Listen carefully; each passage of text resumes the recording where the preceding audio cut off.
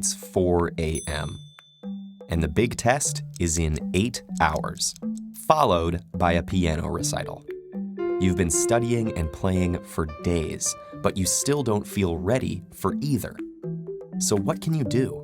Well, you can drink another cup of coffee and spend the next few hours cramming and practicing. But believe it or not, you might be better off closing the books, putting away the music, and going to sleep. Sleep occupies nearly a third of our lives, but many of us give surprisingly little attention and care to it. This neglect is often the result of a major misunderstanding. Sleep isn't lost time, or just a way to rest when all our important work is done. Instead, it's a critical function, during which your body balances and regulates its vital systems, affecting respiration and regulating everything from circulation to growth and immune response. That's great, but you can worry about all those things after this test, right? Well, not so fast.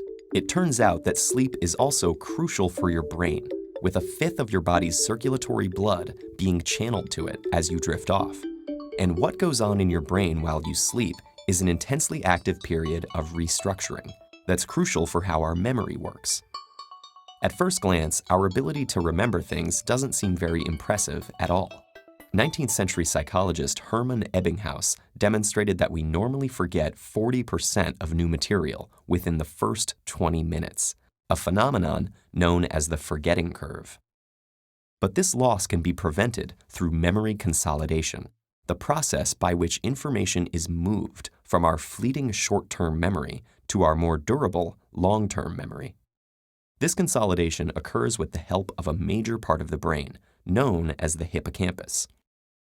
Its role in long-term memory formation was demonstrated in the 1950s by Brenda Milner in her research with a patient known as HM. After having his hippocampus removed, HM's ability to form new short-term memories was damaged, but he was able to learn physical tasks through repetition. Due to the removal of his hippocampus, HM's ability to form long-term memories was also damaged.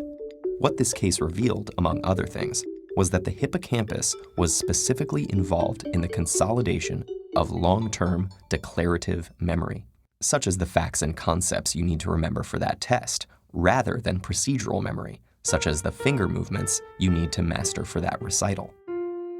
Milner's findings, along with work by Eric Kandel in the 90s, have given us our current model of how this consolidation process works. Sensory data is initially transcribed and temporarily recorded in the neurons as short-term memory. From there, it travels to the hippocampus, which strengthens and enhances the neurons in that cortical area.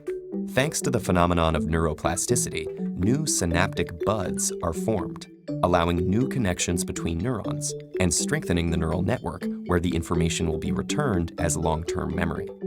So why do we remember some things and not others? Well, there are a few ways to influence the extent and effectiveness of memory retention.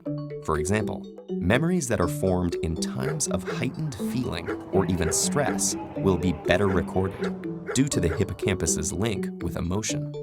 But one of the major factors contributing to memory consolidation is, you guessed it, a good night's sleep.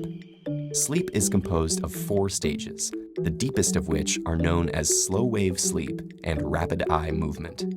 EEG machines monitoring people during these stages have shown electrical impulses moving between the brainstem, hippocampus, thalamus, and cortex, which serve as relay stations of memory formation. And the different stages of sleep have been shown to help consolidate different types of memories. During the non-REM slow-wave sleep, declarative memory is encoded into a temporary store in the anterior part of the hippocampus.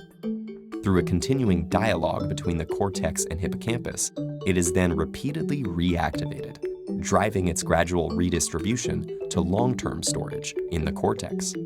REM sleep, on the other hand, with its similarity to waking brain activity, is associated with the consolidation of procedural memory. So based on the studies, going to sleep 3 hours after memorizing your formulas and 1 hour after practicing your scales would be the most ideal. So hopefully you can see now that skimping on sleep not only harms your long-term health, but actually makes it less likely that you'll retain all that knowledge and practice from the previous night. All of which just goes to affirm the wisdom of the phrase, sleep on it.